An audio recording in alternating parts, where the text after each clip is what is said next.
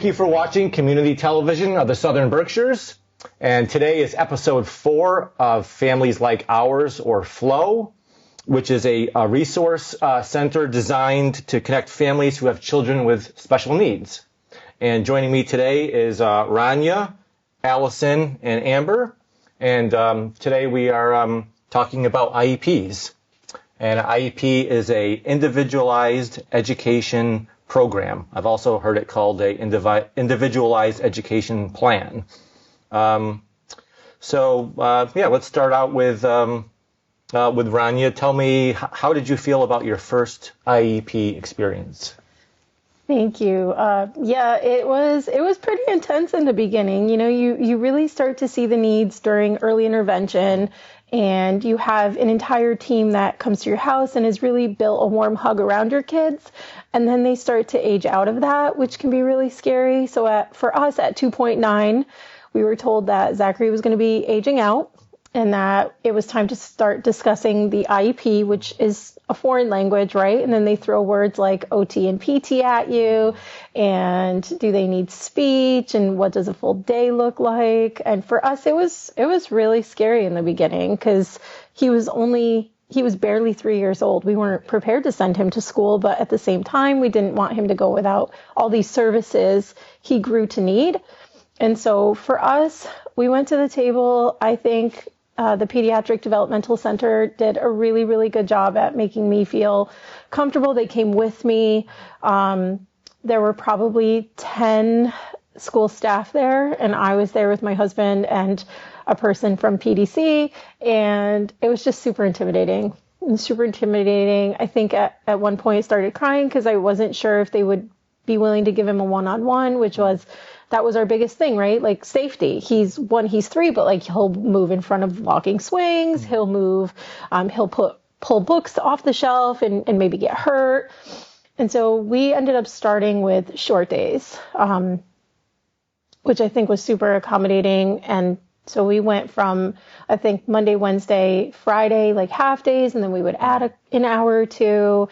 So it was a good experience. It was just really, really scary. And I always advocate for other families going through that process to reach out to someone who's either just gone through it or can help them feel a little more comforting. I think people often think that they have to go to the IEP meetings alone, but I always say, bring grandparents with you if they help watch your kids. Like, bring people that can advocate what the kids' needs are, because it's supposed to be a team, right? Like, it's supposed to be a team. The more people that can advocate for your kids, the better. Right. Yeah. So, tell me, Allison, how was your first IEP experience? And you go in, you're sitting. Fresh. It was honestly scary because she is my first child, and she's only 3. So to be going through getting a diagnosis and entering this world that I know nothing about, and I don't know what the school can offer her. I don't know what they can't offer her. And I feel like you don't even know what to ask for because you're like, right. Well, what is there? They don't hand you a piece of paper that says, like, here's everything that anybody can get at any point. Right. Pick from the list. Yeah. What can we talk about? What do you think we can do for them? It's kind of just, okay, well, I think she needs a one-on-one. I think that she needs OT or ABA services in school. I think she needs speech therapy. And then for them, like, okay, they only know them for a month or 2 months before this IEP meeting, but I've known her since day one. Right. Yeah, it's really, you're trying to let a team of people know what your special accommodations are, and it could be you have to make it up because it's specifically for your child, right? So it could be wearing headphones in a noisy environment, putting a stop sign at a door so they don't elope. It's brakes, things like that. It's super custom. There is no, check this box, check that box at all. So, Amber, tell me about your experience. Yeah, sure. At first it was terrifying. I didn't get her diagnosed until she was 6, so it was kind of later on.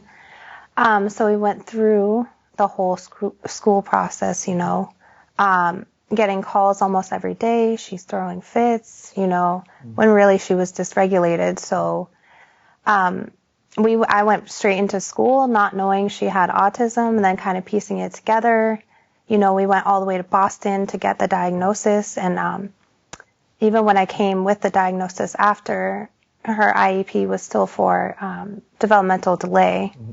So actually, Rania helped me fight to get it, her primary reason to be autism, to help her accommodate. Mm-hmm. So we didn't get a lot of, resources at first. I just we dove headfirst into school, and it didn't work for her. And that's how I figured out she was autistic was, later on at 6 years old. Yeah. So it was hard. Yeah. And knowing nothing about IEPs or any services we had, anything we had access to until I got the autism diagnosis, then that kind of helped, push everything along. Mm-hmm. Mm-hmm. Yeah, that's quite the process, and you have to revisit it every year. Yes. And those records have to be transferred along with health records to the middle school, and it's. Next question is, did your child transition directly from early intervention into the school system, and how did that process feel for you? Start with you, Aranya. Yeah, for us it was really scary, but I think most of us do utilize the Pediatric Developmental Center, and their team is amazing. Shout out to Kate. She is just always willing to answer questions and really help a lot of our families connect to the resources that they need. And for us, it really just felt like a warm transition from early intervention to, I wish they would hold on to our kids a little bit longer. I know their grant funding, I don't think however their program is structured, I don't think that that's allowed, but I wish they would because I love them so much. Yeah, it was hard because we actually went back to PDC in July, and then come August, she was turning 3 a week before she was supposed to be starting school. So we were rushing through all of getting her to a point where she could go and get a diagnosis referral, and then preparing us and preparing her for school. And then they had to drop her on her birthday, so it was like a week time between then and school.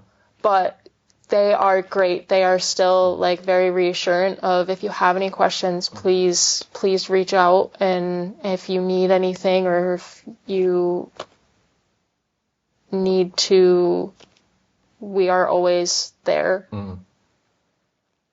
Okay. And Amber, how was your experience from early intervention? I actually just moved to the Berkshires 3 years ago. I've never been out here before, so I just kind of took the leap out here. So I didn't have early intervention. I have a son, and so my kids are only 11 months apart. So she was a month old at his birthday party. So I think a lot of her delays, I kept using that as an excuse, right? She's almost a year behind him, and I didn't catch on to anything. So I didn't have early intervention services. So like I said, we just dove into school, and I was just getting calls, constantly. I finally got in touch with her, pediatrician, and they referred us to Boston. So we had a 5-hour extensive evaluation out there. So that's how we found out. Yeah. Same with my son. It was trips to Springfield and Boston. Yes. It was a really scary time. Yes. Yeah. What helped you feel safe, supported, and confident during those early meetings? I don't know how confident I was at the first meeting, because everybody, although the team didn't mean to be, it was very intimidating to me.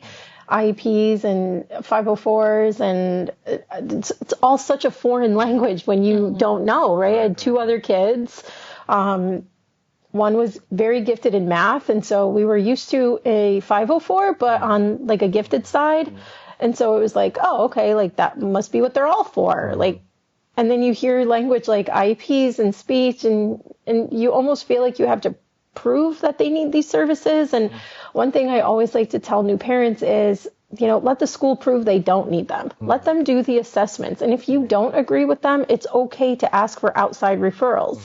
You can always get referrals through your pediatric, your primary cares, or you can ask for the individualized education evaluations to be done outside of the district. And so for us, it was like, we're going to, sign this. We need to do a speech evaluation and in physical therapy and occupational therapy. And I'm like, well, he's not physically disabled, so why would he need OT and PT? And then you start to realize the different things that these resources can be utilized for.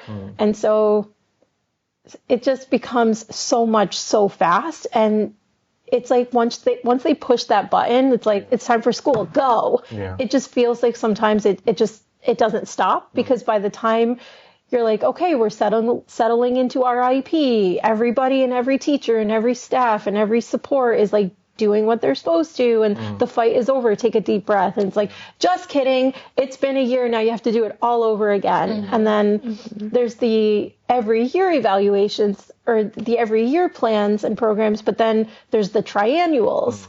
And then you start to have discussions of like bullying and what they're susceptible to, and what does the summer look like for them, and what does transportation look like for them. So it's not always just about like the program set up in school, but the supports that kind of come and go throughout the day.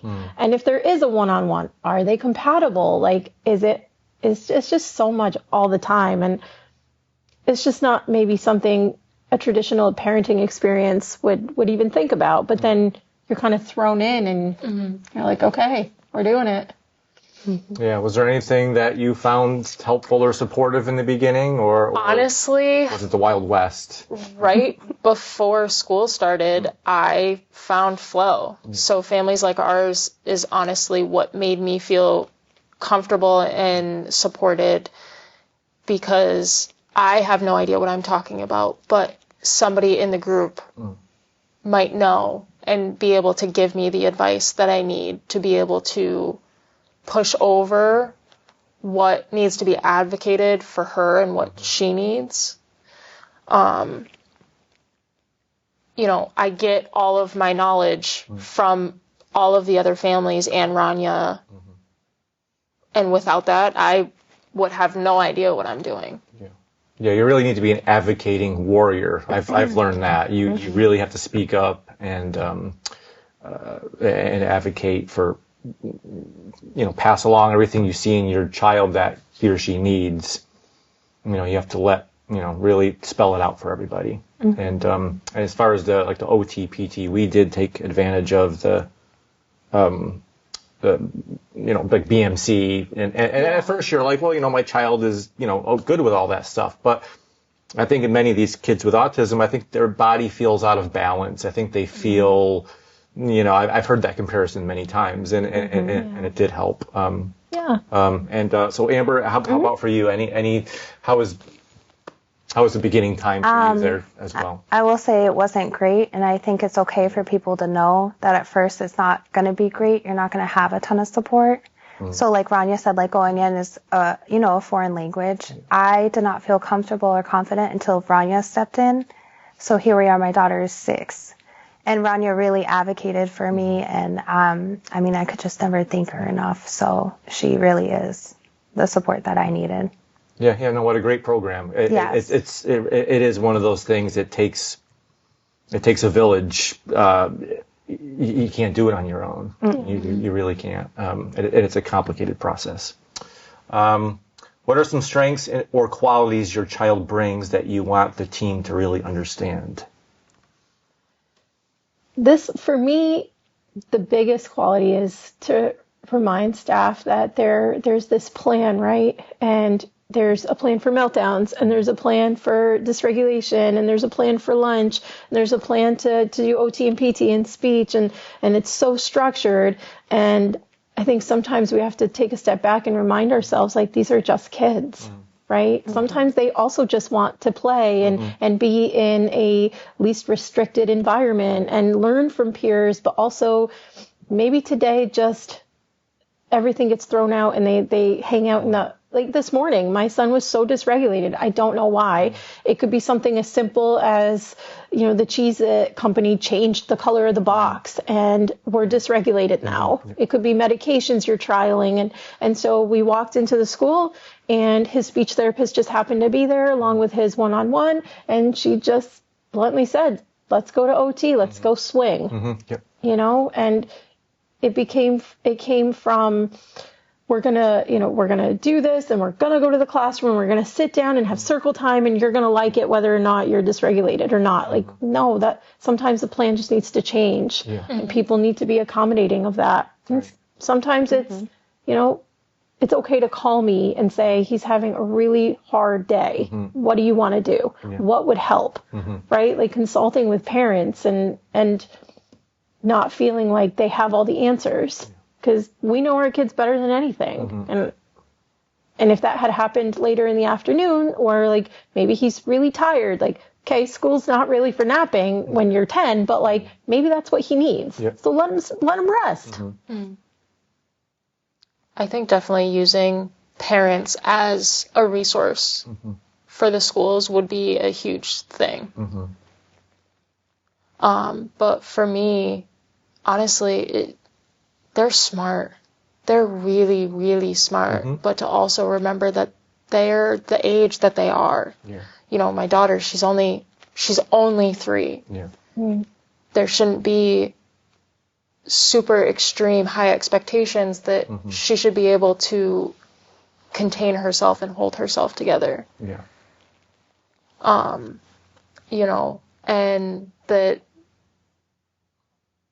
she also is her biggest advocate. She knows what she wants and what she doesn't want. And, if she needs to walk away and take a break, that's what she needs. And that's what she is deciding. I love that, because that's more of the listen to hear them, not to respond. Right? Like, let her tell you, what do you need? Use your voice. Help me understand what you need. Maybe it's as simple as like, oh, I need a teddy bear with me today. How about you, Amber? I think I agree with them also, with the age. They are still kids. And I think they're very caring. And it takes people a lot of patience. I just wish a lot more people had more patience, and understanding to help them cope. It can be very confusing. I have many days where I'm like, is this autism talking, or is this he's just being 11? He's being an 11-year-old boy, And even though our kids have special needs and accommodations, they're very smart and often gifted in certain subjects. I can say my son can carry on a conversation with adults all day long. He has trouble communicating with kids his age, and the younger kids almost frighten him. But when he's around adults, well, that's like his thing. Like, right. And they also know who, not necessarily who's a good person and a bad person, but who they're going to be able to connect with really well, and they hold on to that really hard. They do. I know my son is always in the nurse's office or the main office, and it's because he finds a lot of support there to get away from the other kids and the noise and all that stuff, and it's always his safe zone, but I also didn't want to hear at pickup time that he was in the nurse's office all day long. So I was like, fingers crossed. What has gone well so far with your child's supports or services? So what's really worked well to date? I think for us, we're over at Southern Berkshire, and it's a much smaller school, and the classrooms are smaller, but we also there have a huge sensory room. And so when Zach is dysregulated, he's able to go to these special classrooms with the headphones or the swings, and that gives him whether it's like a 20-minute break, but he's allowed to advocate for himself that he needs one. But then it's not to like, some corner in the same room.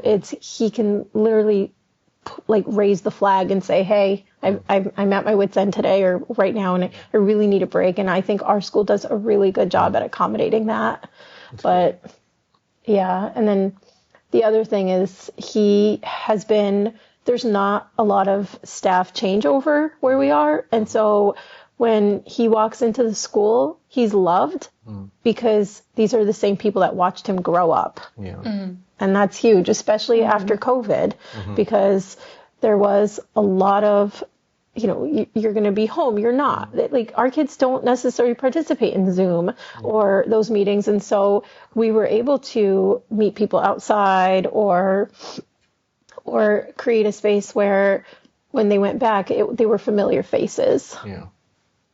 So that works really, really well for us. And then we have what we call marshmallow buses. And so Zach can get on the bus in this cute little, I don't even know what to call it. It's just like, I call it a marshmallow bus because it's white and it's like a quarter of the size of like the regular bus. But it's like got seat belts and it's just cool. And that makes me feel safer because for a long time, I was driving him to school and picking him up, which is also really taxing on parents because you can only work so many hours when you're doing that. And so this gave us an opportunity to normalize a little bit of his afternoon. And then it turns out he loves the bus. Oh, great. Yeah. Great. I know it's those little things. It's those little things. For sure. So, what have you found to be that has gone well? Honestly, I feel like she has gotten much smarter in the sense of, she's always talking about the friends that she makes at school, and she's always talking about how much she loves her teachers. And she also is so loved at that school. Like, we walk in and everyone's like, oh my God, you're Addie's parents. And she's so great. And, I would love to be able to spend more time with her. I think that, transitions are really, really hard, but they are trying to work with us on that. But she's gotten so much smarter. And it just feels like she's just grown up a little too quickly now. Yeah. It goes by fast. Transitions, that could be a whole nother show. Oh my God. That'll be like episode 6 or 7. Yeah. Amber, have you found those little things that are adding up that have worked out great? Yeah, and we just got her into Branch's School of Berkshires. It's in Pittsfield, and Rania helped me very much with that. And it has been life-changing. Even school, like I tell people, she's in the right-fitting school now, and it is life-changing. I'm able to work a full day without getting a call. The staff is so caring, so understanding. They work with her sensory needs, that's in her IEP that wasn't granted before. So the school has been life-changing, really. Great. That's great. And you mentioned, the challenge of working, Yes. the dad's group that, they said, hey, we have our own business. Yeah. Because we have to, because we have places to go, things to do. And, it's having a 40-hour-a-week job could be actually impossible, So, it's a huge challenge. Yeah, well, for sure. Were there any moments you felt especially heard or valued as part of the team? I think for us, every time we have an IEP meeting, it always starts with Zachary's team just being excited about his growth. Yeah. And Zach is so medically complex and yet still so simple in ways, right? Like, you can ask him to like go find his shoes, but he's just like, what the heck are shoes? Yet I'm pretty sure he can speak like 4 different languages. Like this kid loves to read the dictionary all day long. Language is his superpower. And so it's interesting to hear them talk about him sometimes, because sometimes our kids are completely different at school than they are at home.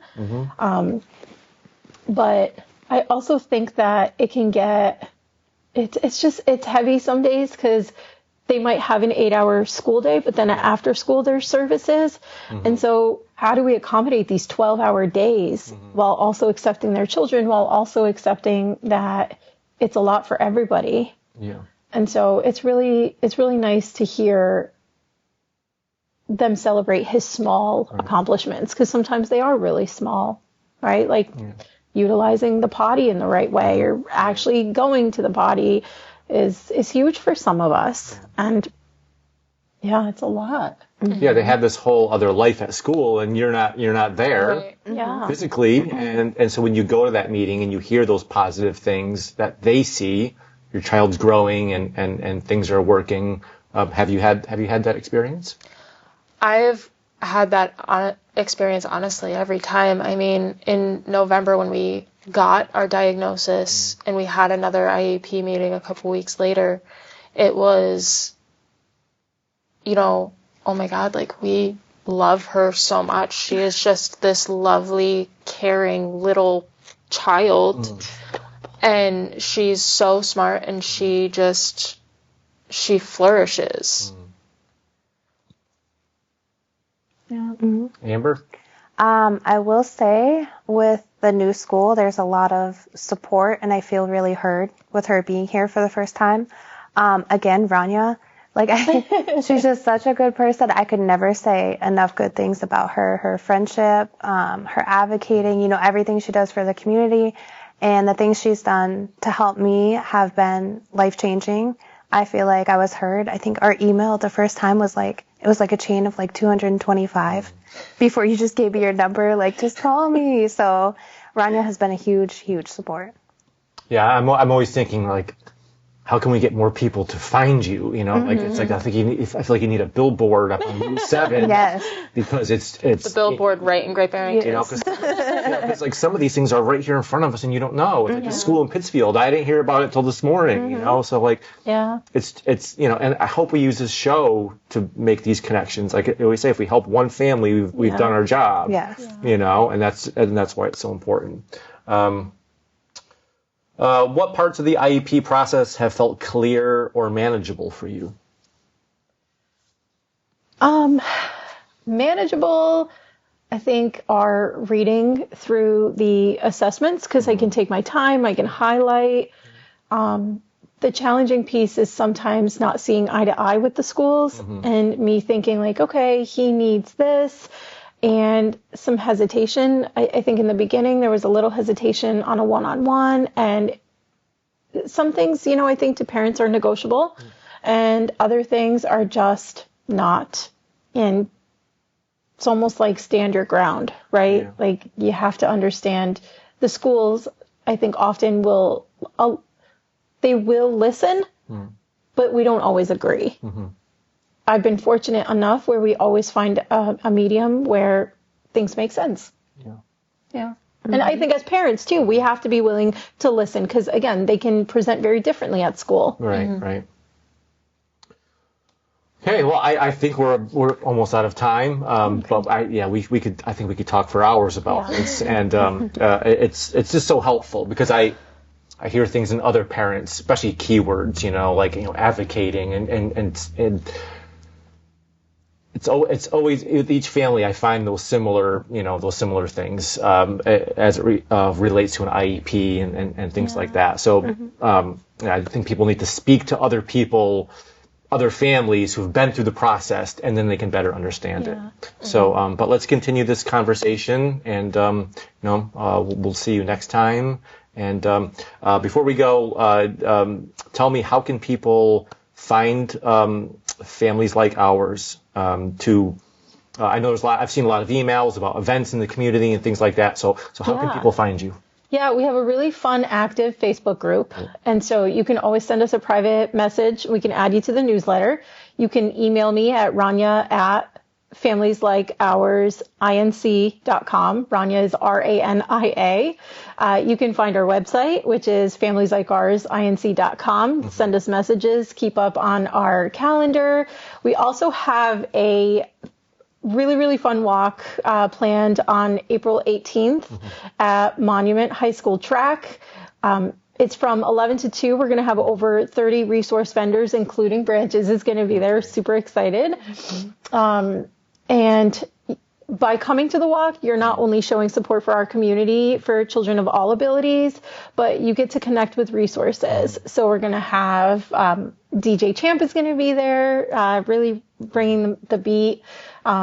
We have a raffle and face painting and the vendors, and it's just going to be an amazing day. We have food trucks, like an ice cream truck. Just come, meet other families like yours. Yeah. Right? Yeah. And dads are always welcome too. Dads, grandparents. Right? I can't wait to have the dads back again. It was so great. Thank you all for being here today, and I hope to see you again. Thank you for watching Community Television of the Southern Berkshires, and we will see you next time. Thank you.